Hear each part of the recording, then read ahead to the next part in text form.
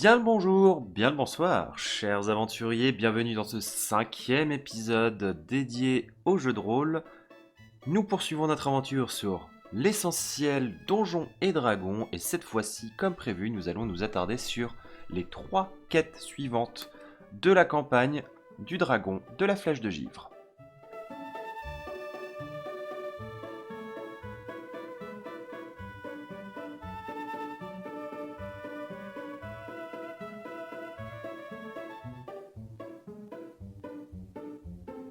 Donc, je vous avais introduit très rapidement ces premières quêtes donc, lors de l'épisode précédent. Donc, dans l'idée, donc comme les premières quêtes de cette campagne, l'idée est de réaliser ces missions en un seul voyage.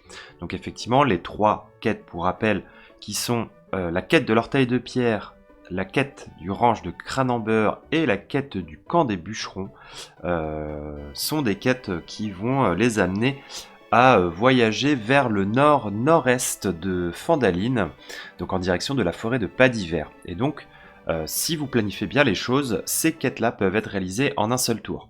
Donc, comment ça se déroule La quête de l'orteil de pierre et la quête du camp des bûcherons sont deux quêtes d'escorte. Une qui va consister à tout simplement accompagner quelqu'un jusqu'aux mines qui se trouvent au nord-est de Fandaline, et la quête du bûcheron qui va être la quête qui va vous emmener le plus loin, puisque pour ça il va falloir se rendre en plein milieu de la forêt de Pas d'Hiver. Et donc, comme je vous l'avais dit, la fameuse quête du ranch que personnellement je mets en quête optionnelle et qui j'en viendrai quand on approchera de Conyberry, puisque je vais faire les quêtes dans l'ordre de la plus proche de Fandaline à la plus éloignée. Je reviendrai un peu sur comment je fonctionne avec cette quête.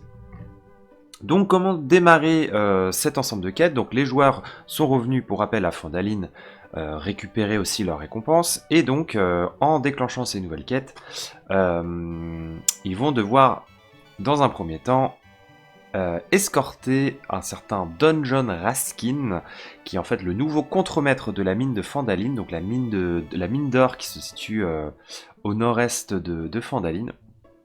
Et donc, vous avez pas mal d'infos sur lui dans le livre, donc je ne vais pas forcément détailler. Personnellement, je trouve que la façon dont il vous conseille de le jouer est très bien. Après, on verra, on peut donner une petite variante sur l'opinion qu'il a vis-à-vis des personnes que vous allez rencontrer à la mine. Et donc, la quête des bûcherons, donc en fait, vous allez devoir escorter un convoi, donc ça va être simple, le convoi, ça va tout simplement être un chariot avec énormément de provisions pour aller justement réapprovisionner le campement des bûcherons. Et donc, vous allez devoir utiliser le chariot et donc le bœuf d'une des personnes du village. Et vous savez que, vous apprenez que le camp des bûcherons est géré par le frère d'Arbin Wester. Et donc, c'est pour ça que cette quête est importante.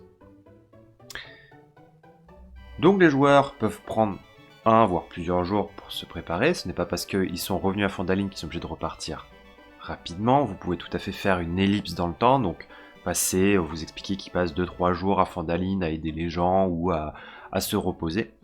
Et donc l'idée c'est au moment où vous lancez la quête des bûcherons, vous emmenez Dungeon Raskin avec vous. Donc la quête. Et normalement, vous aurez la carte en même temps qui apparaît. Je vais essayer de faire ça bien. Donc, vous prenez le sentier des 3 sangliers. Et vous êtes accompagné par Dungeon Raskin, qui a une expérience dans beaucoup de choses. Et donc, en termes de roleplay, vous pouvez tout à fait imaginer que sur le trajet, c'est une énorme pipelette et qu'il n'arrête pas de donner des anecdotes sur sa vie. Donc, libre à vous de jouer là-dessus avec les joueurs, si jamais ils posent des questions. Mais vous pouvez tout à fait imaginer différentes expériences qu'il a, même si encore une fois dans le livre il y a suffisamment d'éléments. Et donc très simplement, la mine se situe à tout juste une journée de route de Fandaline, donc en suivant la voie des 3 sangliers.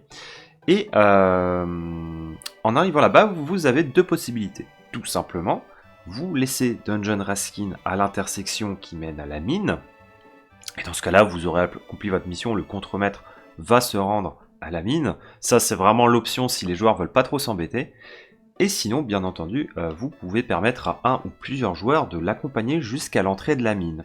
Et donc c'est là que ça va commencer à être intéressant, c'est que tout se passe pas comme prévu. En fait, en se rendant à la mine, Dungeon Raskin se rend compte que la personne qui est censée l'accueillir à l'entrée de la mine n'est pas forcément le genre de personne attendue. Tout simplement parce que la mine a été prise par des rats-garous. Et donc, Dungeon Raskin, donc c'est présenté dans le livre. Encore une fois, Dungeon Raskin, je trouve qu'il y a suffisamment d'éléments pour pouvoir le jouer correctement. Il informe les joueurs en fait qui ont décidé de l'accompagner jusqu'à l'entrée. Alors moi généralement ce que je fais, ce que j'aime bien faire en tout cas, c'est qu'il y a peut-être un ou deux joueurs qui restent surveiller le chariot à l'extérieur. Donc en fait il faut imaginer qu'il y a une route, l'axe principal qui continue, et vous avez l'axe qui va vers la mine. Et donc par exemple si vous avez 4 joueurs, 2 joueurs accompagnent Dungeon Raskin et 2 joueurs vont rester près du chemin avec le chariot. Et donc les joueurs qui sont avec Dungeon Raskin voient que Dungeon Raskin, sur le coup, réagit normalement. Vous êtes peut-être surpris aussi de voir un homme avec une tête de rat en train de surveiller l'entrée. Et du coup, Dungeon Raskin qui se retourne vers les joueurs vous indique que je crois que les gars, il y a un problème. Donc il y a plusieurs façons de la jouer. Généralement, ce qui se passe, la première fois que vous arrivez dans la mine, on vous fait quand même rentrer dans la mine, de gré ou de force. Vous pouvez tout simplement accepter, ou alors vous jouez le côté, en fait il y a plusieurs ragarous qui viennent vous chercher et il vaut mieux pas vous opposer au vu du nombre qui sont. Et donc il vous faut rentrer dans la mine. Donc ça c'est uniquement les joueurs qui sont avec Dungeon Raskin à l'entrée de la mine. Les autres joueurs ne voient pas ce qui se passe.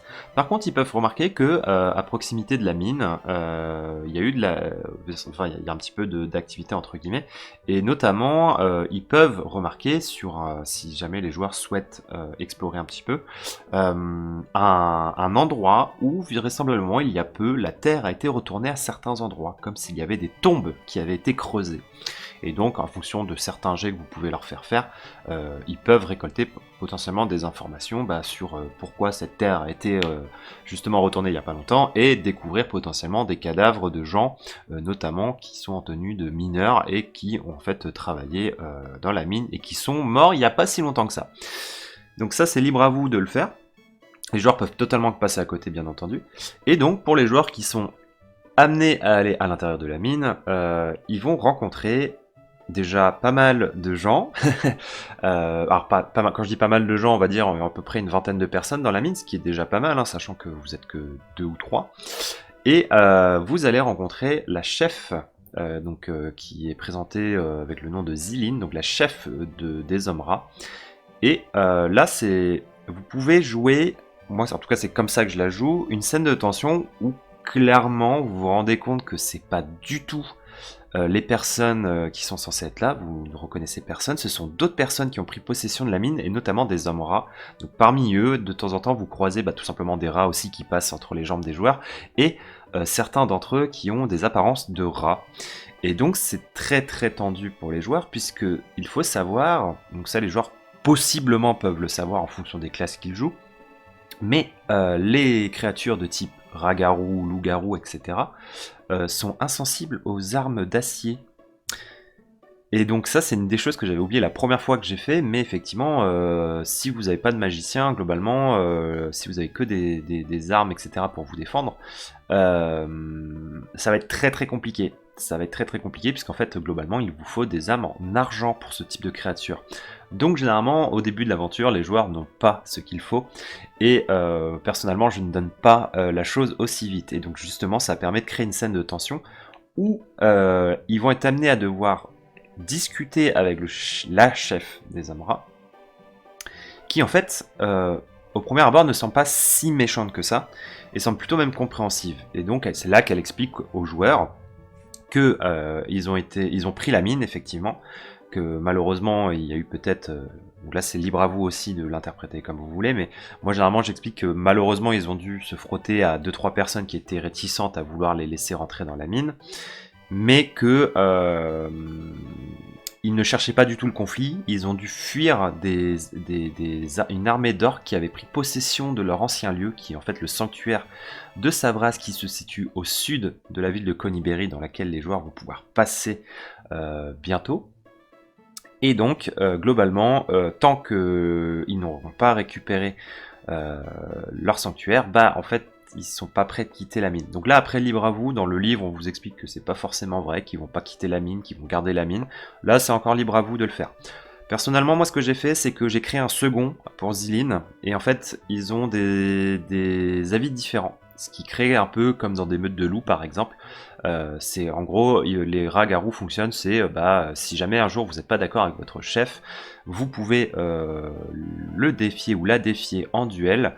Et si vous arrivez à battre le chef, vous prenez sa place. Et donc, après, il y a des histoires de meutes, de groupes qui restent, etc. Mais en tout cas, pour l'instant, c'est Zilin la chef. Et elle arrive à négocier, donc à voir comment vous négociez les joueurs aussi. Mais vous arrivez à négocier le fait que vous allez voir si vous pouvez les aider. Et que vous allez aussi potentiellement garder ça secret, le fait que ce soit des hommes garous maintenant qui gèrent la mine.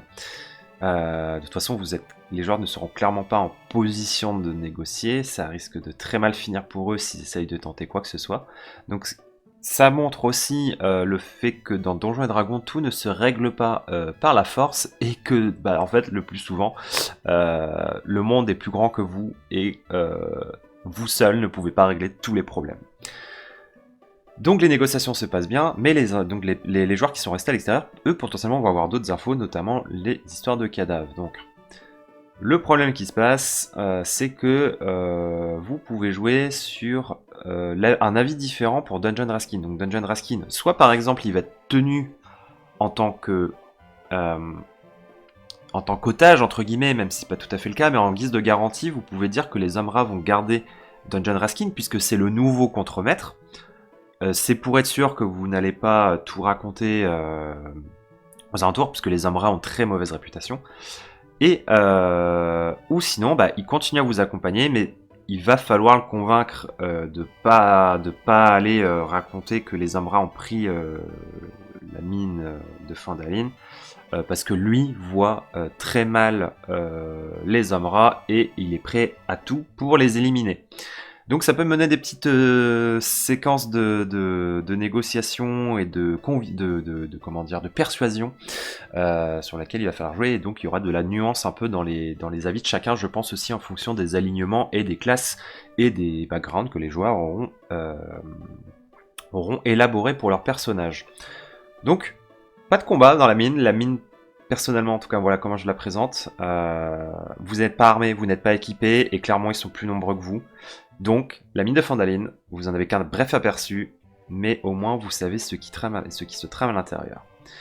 Donc évidemment, il y a cette phase d'échange, après savoir est-ce que vous repartez avec Dungeon Raskin, est-ce que Dungeon Raskin est gardé par les Umbra, donc ça c'est libre à vous de le faire. Et donc à ce moment-là, les joueurs vont donc pouvoir reprendre le chemin en direction de Conyberry, s'ils ont toutefois choisi le chemin le plus sûr pour se rendre dans la forêt de pas d'hiver. Donc ils prennent la direction de Conyberry, donc le voyage jusqu'à Conyberry, on compte une journée supplémentaire pour pouvoir y aller. Donc éventuellement les joueurs vont pouvoir établir un campement sur la route, du moins à proximité de la route, pour passer la nuit. Vous pouvez tout à fait le jouer si vous avez des idées d'interaction intéressantes, ou potentiellement vous voulez instaurer d'autres éléments de lore pendant les nuits, c'est pas impossible. Sinon, en vrai, au bout d'un moment, ne vous embêtez pas trop. Vous pouvez très facilement passer les nuits. Vous n'avez pas besoin de les jouer à chaque fois. Vous pouvez tout simplement dire, écoutez, vous passez la nuit, vous trouvez un endroit pour camper. Vous pouvez tout simplement poser la question, en fait, est-ce qu'il y a quelque chose en particulier que vous voulez faire cette nuit-là? Si c'est pas le cas, en fait, vous passez la nuit, il se passe rien, et les joueurs peuvent continuer. Et donc ils vont finir par arriver vers Conyberry, donc Conyberry qui est un village en ruine. Et donc vous pouvez permettre aux joueurs de fouiller un petit peu Conyberry.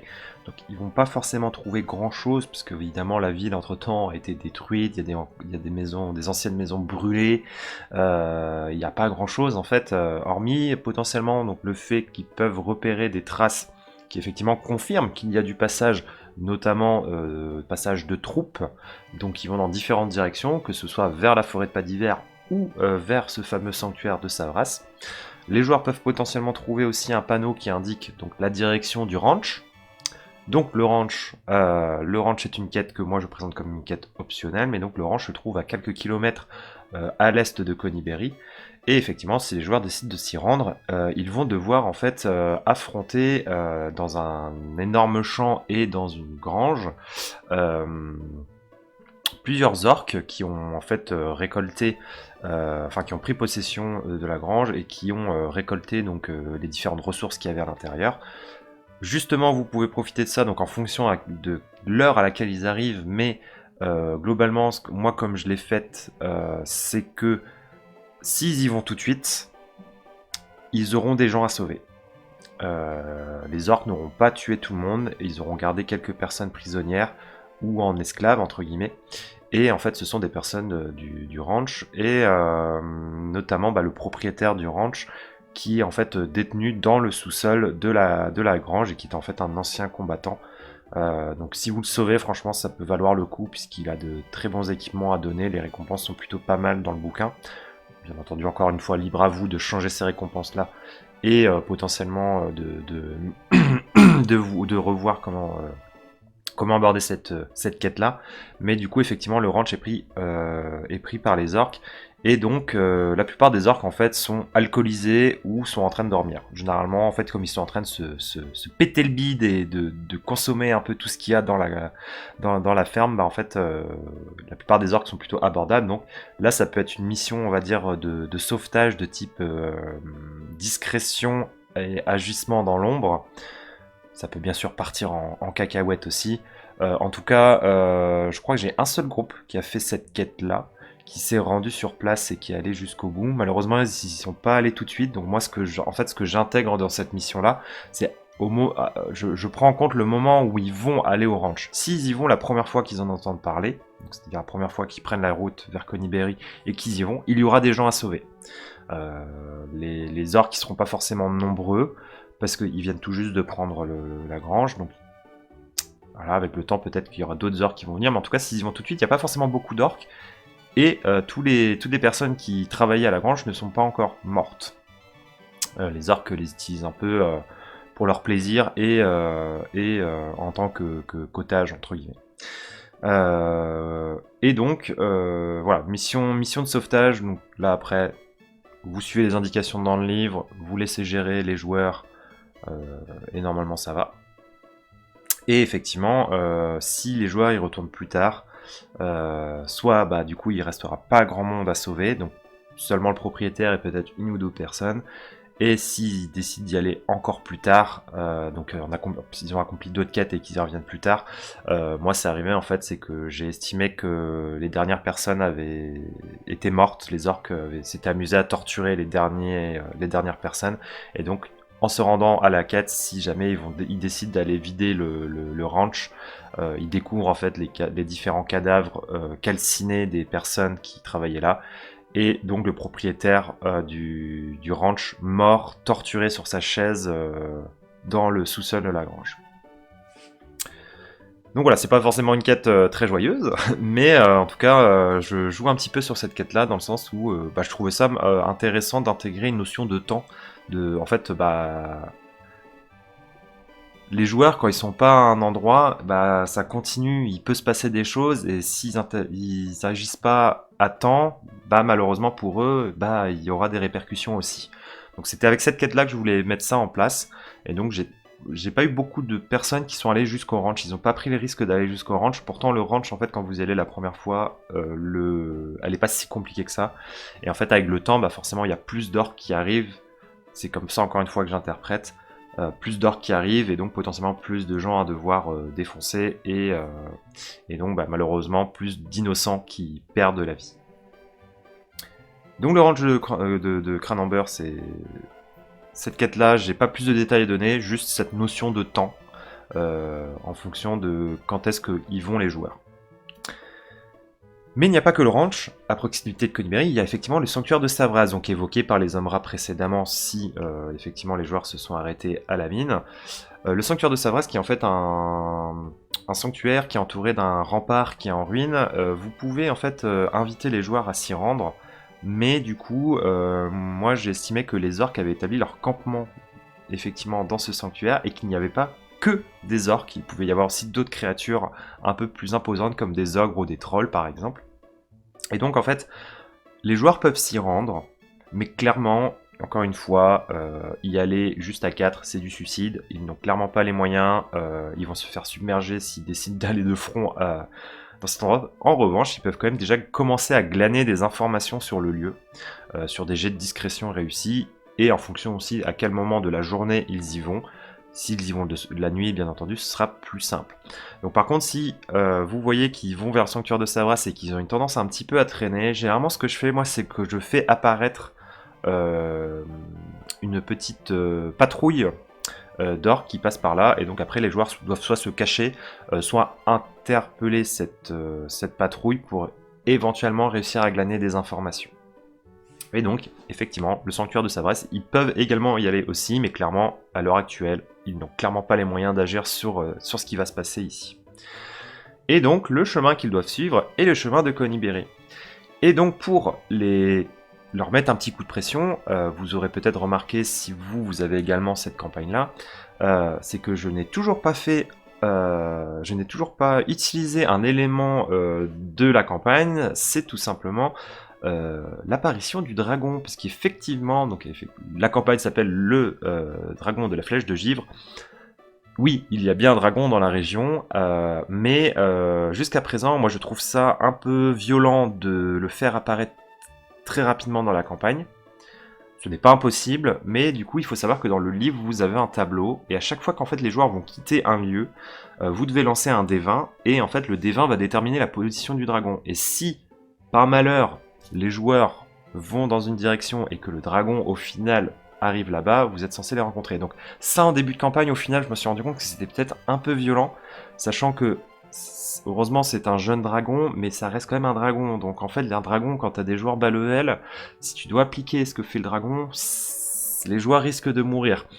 Donc le seul moyen qu'ils ont, alors généralement ce que je fais, donc pour l'apparition du dragon, donc c'est à partir du moment où ils vont commencer à quitter Conyberry pour la forêt de pas d'hiver, c'est là que moi je fais apparaître le dragon pour la première fois.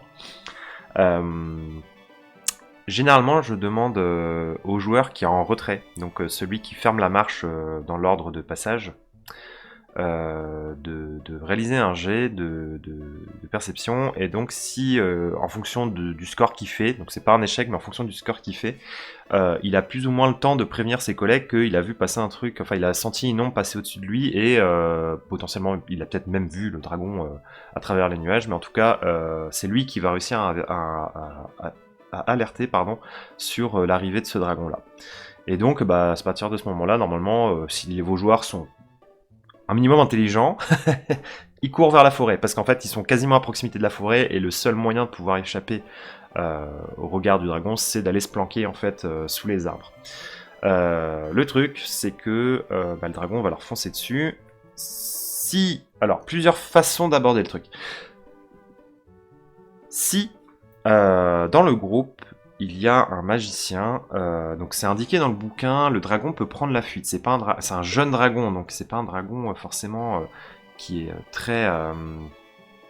très courageux entre guillemets.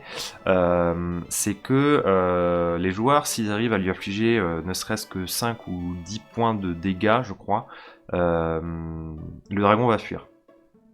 Le dragon va fuir parce qu'il n'est pas si courageux que ça, et du coup il va les épargner. Mais bon, généralement les gens dans ce genre de situation vont pas chercher à tirer sur le dragon, ils vont surtout essayer de fuir, parce que vous entendez dragon, les dragons ça fait bobo. Donc en revanche, si vous avez un magicien, donc une des possibilités que j'ai eues par des groupes, c'est le sort ténèbres, ou une sorte de brouillard, tout ça, pour camoufler en fait, pour perturber le dragon et camoufler leur fuite. Sinon, ce que j'avais fait avec 2 autres groupes, c'est par exemple en fouillant lors de la première quête où ils vont sauver Adabra, la sage-femme, sur la colline des ombrages, c'est que s'il y a des joueurs, ou en tout cas vous pouvez inciter les joueurs à fouiller un petit peu les débris, parce qu'effectivement le moulin dans lequel elle s'était réfugiée, enfin dans lequel elle habitait, elle s'est réfugiée de la Manticore, il y a quelques débris, il y a eu quelques meubles cassés, et donc en fait en fouillant cet endroit-là, ils finissent par trouver un petit sachet de poudre, et en fait ce petit sachet de poudre permet de se rendre invisible pendant environ 5 minutes, ce qui en fait va leur permettre de fuir, parce que le dragon n'arrivera pas à les détecter. Donc ça c'est un objet que j'ai volontairement donné assez rapidement dans l'aventure, pour qu'ils puissent l'utiliser dans ce genre de situation. Et sinon, bah, peut-être qu'il y a d'autres solutions. Ça, c'est après les joueurs qui ont peut-être des solutions à fonction des classes qu'ils ont. Donc, moi, en tout cas, j'ai eu 2 ou 3 situations différentes. Et donc, les joueurs vont devoir fuir vers la forêt. Ils vont réussir à fuir vers la forêt. Malheureusement pour eux, le chariot, le bœuf et le chariot se sont carapatés en vitesse devant eux. Et ils ont perdu le chariot. Donc le ravitaillement qu'ils sont censés amener au camp est parti devant, en pleine forêt. Donc, comment ça va se passer? L'arrivée dans la forêt de Pas d'Hiver. Alors, comment je le présente la première fois? Donc, vous avez des indications dans le livre. Donc, vous pouvez tout à fait suivre les indications dans le livre, notamment avec l'apparition de certaines créatures qui les observent, de certains animaux, tout ça. En soi, vous avez déjà pas mal d'éléments dans le livre pour faire ça. Mais, alors, je sais plus si c'est dans le bouquin, je vais vérifier, mais il me semble que on vous conseille de jouer sur l'orientation. Il me semble que c'est bien ça. Il vous conseille de jouer sur l'orientation et notamment le fait qu'ils vont se perdre dans la forêt de Pas d'Hiver. Même en suivant les indications qu'on leur avait données, en fait, en essayant de retrouver le chariot, et en fait, ils vont finir par perdre la trace et en fait s'éloigner du chemin. Et ils vont passer un peu plus de temps que prévu dans la forêt. Donc pour ça, il y a différentes façons de le faire. Encore une fois, dans le bouquin, c'est expliqué. Généralement, en fait, je demande... généralement, en forêt, je pense que vous avez toujours au moins un personnage qui est plus ou moins, on va dire, à l'aise avec ce genre d'environnement.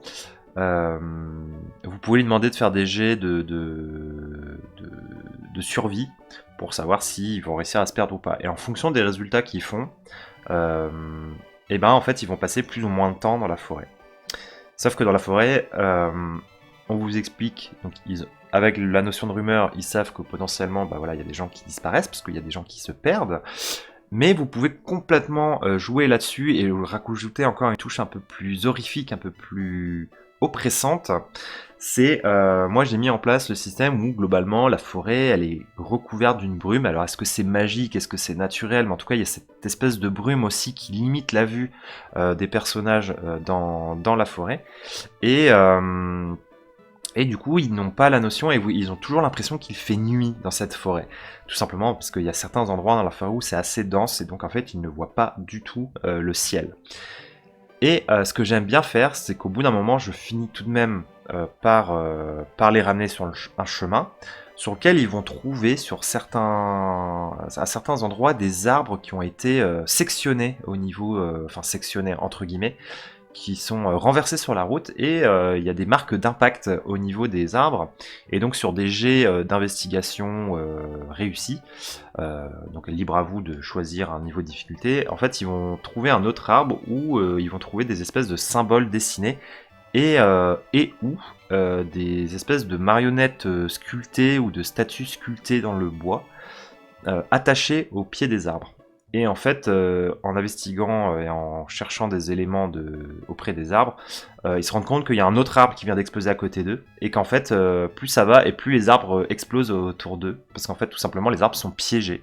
Ils ont été piégés par quelqu'un, et donc ça va les obliger à courir devant eux, et pour accentuer ce côté, pour un petit peu les guider dans cette phase-là, je leur explique qu'à travers, sur ce chemin-là, au loin, il y a une espèce de lueur qu'ils aperçoivent, qui a l'air de correspondre en fait à une lumière de lampe ou de torche en fait qui pourrait correspondre en fait au pavillon de Falcon. Et donc là, c'est là que vous pouvez mettre un petit côté ambiance un petit peu creepy, on sait pas trop ce qui se passe dans la forêt. C'est que vous faites tester vos joueurs en termes de dextérité, puisqu'en fait ils vont être amenés à courir. Mais en fait, parmi les arbres et les buissons, etc., en fait, il y a des créatures qui essayent de les attraper. C'est un moyen d'introduire des créatures qu'on verra plus tard dans la campagne. Ce sont ce qu'on va appeler des liereux et des nielleux, je crois, qui sont des créatures en fait à base enfin, ce sont des créatures à base de plantes en fait, des lierres. Donc les liereux, c'est des espèces de monstres en lierre qui essayent en fait qui peuvent attraper les ennemis et peuvent les enchevêtrer. Donc vous pouvez essayer de jouer là-dessus, pas forcément mettre de difficulté, c'est juste pour le côté ambiance, vraiment leur faire comprendre que en fait depuis le début ils sont en territoire hostile et que il y a des créatures qui sont là, qui les observent depuis quasiment le début. Et donc, pendant leur fuite, vous leur expliquez que ils sentent des espèces de lianes ou de branches qui viennent essayer de les agripper comme si les arbres étaient en vie. Ils n'ont pas le temps de voir ce que c'est. Et en fait, c'est un moyen entre guillemets, d'introduire, sans qu'ils le sachent, des créatures qu'ils vont voir plus tard dans la campagne. Et donc, ils finissent quand même par arriver au pavillon de Falcon, mais clairement, ils ont eu chaud. Ils ont entendu les explosions un peu partout, ils ont senti des choses essayer de les agripper pendant leur fuite, et ils ont couru sans hésiter vers cette lueur, et ils ont fini par arriver au fameux pavillon de Falcon. Il fait nuit, et en plus, il flotte. Donc, temps de merde. Et donc, on arrive au pavillon de Falcon, et donc le pavillon de Falcon, ça va être un petit peu un moment de répit pour les joueurs, après cet enchaînement de péripéties. Et donc, je vais faire une petite parenthèse donc, sur le pavillon de Falcon, sur comment éventuellement l'utiliser. Donc, le pavillon de Falcon, alors c'est un endroit dans lequel les joueurs vont être amenés potentiellement à retourner plusieurs fois.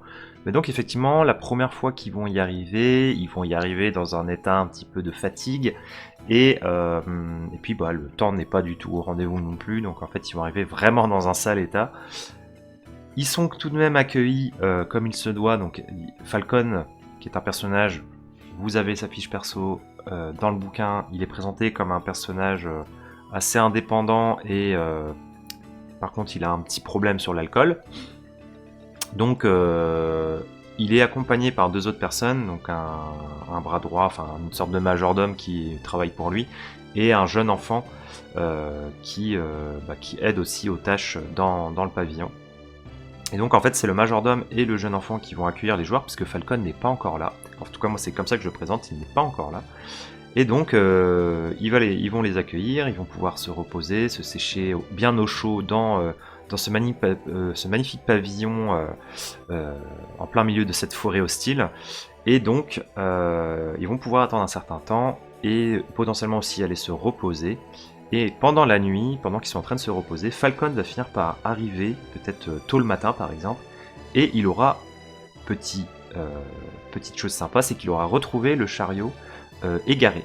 Donc en fait, les joueurs, ils auront beau chercher, ils n'auront pas trouvé parce qu'ils se seront tout simplement égarés, mais lui aura retrouvé le chariot pour les joueurs. Donc en revanche, il revient également dans un sale état, à moitié alcoolisé et à moitié couvert de sang. Alors est-ce que c'est son sang ou pas, vous savez pas. En tout cas, quand il arrive, il se vautre dans le canapé de son salon et il s'endort. Donc vous pouvez passer la nuit et attendre qu'il se réveille, etc. Et en fait, vous avez l'occasion de faire connaissance avec lui derrière. Si les joueurs ont de l'alcool sur eux, c'est un bon moyen aussi parce qu'il sera beaucoup plus sympa avec vous si vous lui offrez de bonnes bouteilles. Mais en tout cas, Falcon du coup va expliquer que il était parti chasser en forêt, qu'il est tombé encore sur des orques, que d'ailleurs dans son salon il a littéralement des trophées, il a des têtes d'orques affichées, il a des trophées, etc. Dans son salon, et que du coup ça se fait de plus en plus récurrent dans la forêt. Et que lui ça commence vraiment à le saouler, parce qu'en fait ce pavillon là, lui c'était, quand il l'a créé, c'était vraiment pour s'isoler du monde. Il ne veut plus avoir vraiment d'attache avec le monde alentour, et du coup ça commence à le gaver, et en fait il a une haine profonde envers les orques, et notamment ce nouveau type d'orque que les joueurs vont être amenés à croiser un peu plus tard dans la campagne également, ces fameux orques jaunes.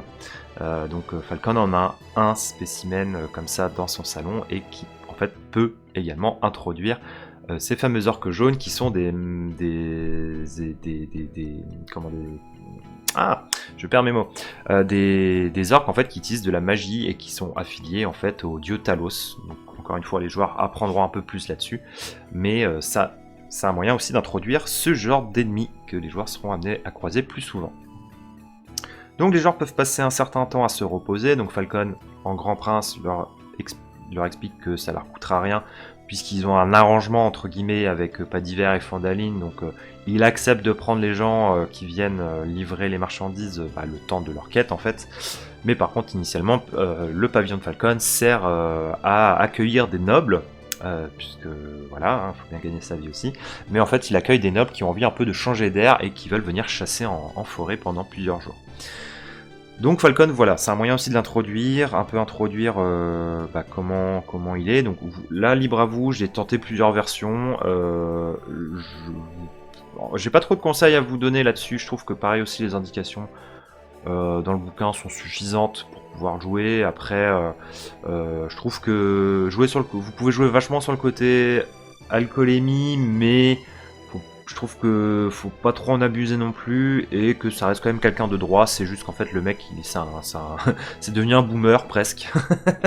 C'est devenu presque un boomer. En fait, il en a un peu ras-le-bol de tout et il veut plus trop avoir à faire avec ce qui se passe à l'extérieur.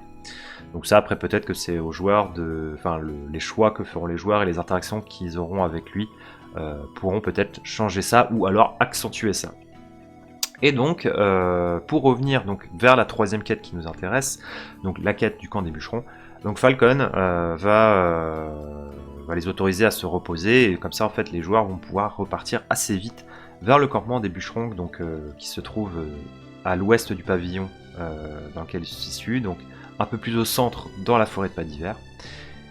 Et donc, à même pas une journée du pavillon de Falcon, les joueurs vont arriver au camp des bûcherons, et manque de bol pour eux, il n'y a plus personne sur le campement. Il y a encore des feux qui fument légèrement au niveau des tentes, il n'y a pas l'air d'avoir de traces de combat ou autre, et donc, il va falloir essayer de deviner ce qui se passe dans le campement des bûcherons. Donc ça... c'est dans le bouquin, c'est indiqué, j'ai pas grand chose à ajouter. Effectivement, il y a des créatures qui ont attaqué le campement et qui globalement se sont débarrassées de toute personne dans le campement, sauf une personne qui est cachée dans une des cabanes qui se situe au nord du campement. Donc normalement vous aurez la carte sous les yeux, je vous indiquerai tout ça bien sûr. Et donc en fait il s'agit tout simplement de Tibor Wester, donc le frère d'Arbin Wester, qui lui est toujours en vie, barricadé et qui essaie de fuir une des créatures qui est en train d'essayer de l'attaquer. Donc c'est là que les joueurs vont intervenir, donc essayer de le sauver. Et suite à ça vont pouvoir fouiller potentiellement le campement. Chose intéressante, c'est que si les joueurs prennent un peu le temps de fouiller vraiment tous les alentours du campement, ils peuvent tomber sur les fameuses statuettes en fait qui ont servi d'appât pour attirer les créatures sur le campement. Parce que si les joueurs ont réussi, par exemple des joueurs qui ont un peu la connaissance des créatures, ont réussi un bon jet de survie par exemple, ils peuvent déterminer que ces créatures-là de base ne viennent pas aussi près des humains et ne viennent pas aussi haut à la surface, ce sont des créatures qui restent plutôt généralement dans les profondeurs. Donc elles ne sont pas venues là par hasard, et en fait tout simplement c'est qu'il y a des orques qui ont piégé le campement aussi. Petite variante que j'ai proposée, j'ai peut-être pas su exploiter correctement. Enfin, en tout cas mes joueurs n'ont pas forcément retenu plus d'attention à cela. En fait ce que j'ai fait, c'est que j'ai dit que sur la statuette en bois, enfin les statuettes en bois qui étaient gravées, donc qui servent à attirer ces fameuses créatures, donc les fameux ankegs sur le campement, sont donc des statuettes qui représentent le nombre de personnes qu'il y avait sur le campement. Je donne le nombre de 12, alors qu'en fait ils sont 13 en comptant Tibor. Et donc ça laisse le doute savoir si est-ce que c'est pas Tibor qui a saboté le campement. Ça laisse un petit doute, mais en fait l'idée c'est que Tibor s'est tout simplement fait manipuler par une magie assez puissante. Donc là libre à vous soit d'utiliser vraiment les règles, soit d'imaginer un sort qui a permis en fait de le manipuler. Et en fait que c'est lui qui est venu déposer, sous l'influence magique d'un des orques jaunes ou autres, qui est venu déposer en fait ces fameuses statuettes pour attirer les créatures. Donc ça, je l'ai mis en place. Mes joueurs n'ont pas forcément sont un petit peu vite fait poser la question, mais ont pas relevé plus que ça. Mais c'est un élément, histoire de mettre un peu le doute sur le personnage de Tibor, que vous pouvez d'ailleurs jouer d'une façon généralement, moi je joue plutôt comme un gars lâche qui ne se remettra jamais en question et qui aura une tendance à rejeter la faute sur les autres et jamais sur lui-même, alors qu'il peut être fautif. Donc la quête des bûcherons n'est pas une quête compliquée, faut juste savoir doser le nombre d'enkegs sur le campement. Moi généralement j'en mets 2 qui apparaissent au moment où les joueurs commencent à rater leur jet d'investigation dans les tentes, les différentes tentes qui vont pouvoir fouiller, et un troisième du coup qui se situe au niveau de la cabane où est caché Tibor. Alors ça c'est dans le cas où moi j'avais un groupe assez conséquent. En vrai 2 ça peut suffire parce que on va dire que si les dés sont pas avec les joueurs, les enquêtes ça fait mal. Ce sont des créatures qui peuvent te faire pas mal de dégâts et qui en plus crachent de l'acide. Donc à vous de voir comment vous pouvez gérer ça. D'ailleurs je penserai à vous mettre en description un lien très utile pour simuler des batailles. Si jamais vous avez un doute, ça c'est une des erreurs que j'avais faites au tout début en tant que MJ. Et j'avoue que ce genre d'outil est le bienvenu. C'est quand vous devez choisir le nombre d'ennemis. Alors vous avez, dans le bouquin on vous donne des conseils, mais parfois c'est bien de pouvoir tester la chose. Et pour vraiment savoir si c'est équilibré ou pas, vous avez un petit logiciel que je vous mettrai en description qui sert en fait à simuler des batailles. Donc par exemple, je sais pas, vous mettez la composition du groupe de joueurs, donc je sais pas, il y a un roublard au niveau 3, à ce moment-là de l'histoire ils sont 3 ou 4 à peu près. Donc vous mettez le roublard, le guerrier, machin, et vous mettez en face le nombre d'ennemis que vous voulez. Donc vous avez normalement toute une liste d'ennemis, et vous retrouvez les créatures que vous voulez. Et en fait vous faites simuler. Et en fait ça va vous donner, si on vous fait une simulation de ces trucs là, le nombre de tours à peu près que ça va prendre pour finir le combat, et ça va vous faire voir aussi combien potentiellement les joueurs peuvent infliger de dégâts à la créature en un tour, et inversement combien la créature peut infliger de dégâts aux joueurs. Donc ça fait une simulation comme ça assez rapide, et donc c'est un bon moyen aussi de savoir si vous devez ajuster le nombre d'adversaires où vous devez ajuster aussi peut-être les caractéristiques des mobs que les joueurs vont affronter. Mais en tout cas la quête des bûcherons n'est pas une quête compliquée, et généralement les joueurs arrivent à sauver Tibor avant qu'il ne se fasse tuer. Et donc globalement voilà comment se termine la troisième quête, donc en fait qui est la quête la plus éloignée dans la forêt. Maintenant, le problème, c'est que il n'y a plus personne sur le campement, donc plus personne pour s'en occuper. La seule personne qui reste en vie, c'est Tibor. Donc il va falloir ramener Tibor dans un lieu sûr, et donc libre à vous de savoir où le ramener. Alors à partir de ce point-là aussi, petite note que j'observe souvent, et dans ce cas-là je mets en place ce qu'on appelle du scénarium, c'est que vous êtes en plein milieu de la forêt de Pas d'Hiver, et globalement que vous alliez à Phandalin ou à Pas d'Hiver en termes de distance c'est la même chose. Généralement ce que je fais c'est que je fais en sorte qu'ils retournent au pavillon de Falcon. Et si jamais les joueurs veulent retourner à Pas d'Hiver, ils peuvent pas le faire par la forêt directement. En gros, globalement, à chaque fois, ils vont tomber sur des pièges, des chemins piégés, et comme ils ne connaissent pas bien la forêt, j'essaie de leur faire comprendre que c'est clairement pas la meilleure idée. Vaut mieux repartir sur le chemin que vous connaissez. Et donc en revenant au pavillon de Falcon, Falcon fournit aussi de quoi, il vous prête un cheval potentiellement. Vous pouvez l'informer aussi de ce qui s'est passé au ranch. Donc moi ce que j'ai fait c'est que le personnage de Falcon connaît le propriétaire du ranch. Donc par exemple j'ai un groupe qui n'est pas intervenu au ranch mais qui du coup a prévenu Falcon, et Falcon est intervenu en fait en mission de sauvetage là-bas. Donc il n'a pas pu sauver tout le monde, mais il a pu sauver son pote et une ou deux autres personnes là-bas. Et j'ai oublié de préciser une chose, c'est qu'effectivement jusqu'à présent nos joueurs voyageaient à pied. Il y a des chevaux que vous pouvez récupérer à proximité de Conyberry, puisqu'en fait ce sont des chevaux, donc ça c'est indiqué dans le bouquin aussi, mais du coup vous avez des chevaux qui ont réussi à s'échapper du ranch au moment où les orques ont attaqué, et donc potentiellement les joueurs peuvent récupérer ces chevaux là, donc ça vous permettra de voyager un peu plus vite. Mais globalement, en tout cas, de la ville de Phandalin jusqu'à la forêt de Pas d'Hiver, vous comptez entre 2 jours et demi, 3 jours de voyage, en tout cas, si vous basez sur les distances sur la carte. Après, une fois encore, vous pouvez proposer des ellipses pour que ce soit un peu plus rapide. Mais en tout cas, ils ont accompli potentiellement les 2 quêtes principales qui sont les quêtes d'escorte. Et donc, il va falloir ramener Tibor et potentiellement Dungeon Raskin s'il est toujours avec vous à Phandalin. Et donc, bah, forcément, là, clairement, il y a des choses qui sont encore mystérieuses, qui mettent encore plus de questions sur la partie. Et donc, bah, c'est des éléments comme ça que les joueurs vont devoir aussi partager et aller communiquer à Phandalin pour voir ce qui peut se faire potentiellement et bah, quelles sont les répercussions de tout ça sur la suite de l'aventure. Donc généralement, moi je suis assez gentil, le chemin vers Phandalin se passe bien, le retour vers Phandalin se passe bien, même si effectivement, au bout d'un moment, il repasse au niveau de la mine. Petite subtilité au niveau de la mine, c'est qu'entre-temps, la mine a changé de chef. Assez rapidement, donc Zilin, parce que Zilin, donc la chef des Amra, a accepté, enfin a trouvé un deal. Son second, lui, n'a pas aimé ça. Le second voulait absolument vous tuer ou du moins vous transformer. Et donc, eh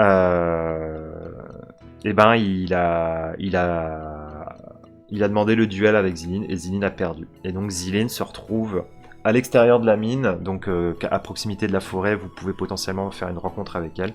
Mais en tout cas, pour ma part, Zilin perd le contrôle de la mine, et c'est son second maintenant qui a le contrôle, et donc potentiellement, vous pouvez faire une rencontre à l'écart de la mine avec Zilin pour voir éventuellement vous faire un nouvel allié. Mais attention, prenez en compte que les Omras sont très très mal vus, et même si Zilin a beau vous expliquer que certains ne l'ont pas choisi, certains n'ont pas choisi cette malédiction-là, et ben ça, voilà, ça reste des rats-garous et que Dungeon Raskin et même Tibor, en fait, globalement, la plupart des gens à Phandalin ne voient pas très bien ce genre de personnes. Donc libre à vous de mettre aussi un petit peu de tension sur ce genre d'échange et bah, potentiellement faire un nouvel allié ou potentiellement un nouvel ennemi aussi. Donc là je vous laisse, enfin j'ai pas trop de pistes à vous donner, hormis bah voilà, faites-vous plaisir aussi, ça donne des petites interactions sympas et potentiellement bah voilà des personnages tiers qui apparaissent et qui peuvent intervenir plus tard dans la campagne. Et donc le retour à Phandalin se passe bien. Maintenant les joueurs vont devoir faire des choix et savoir sur quoi ils vont communiquer, et bien sûr il y a maintenant la certitude qu'il y a un dragon dans la région. Et donc forcément, des choses qui vont aussi devoir se mettre en place pour affronter ce problème. Et aussi également affronter la potentielle armée orque qui est en train de se former, que ce soit dans la forêt de Pas d'Hiver ou au sanctuaire de Savras. Mais ça, nous l'aborderons dans une prochaine vidéo. C'était le Gal29 pour RPG Universe. Merci encore une fois de votre soutien. Je vois que ces vidéos fonctionnent très bien par rapport à d'autres. N'hésitez pas encore une fois à faire vos retours. Bon, je vois que vous mettez des retours avec les pouces bien sûr, mais si vous avez des questions ou des choses que vous pouvez peut-être développer plus ou des conseils à me donner en commentaire, n'hésitez pas, l'espace commentaire est là pour ça.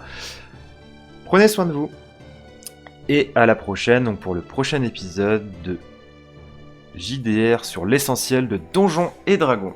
C'était le Gal29 pour RPG Universe.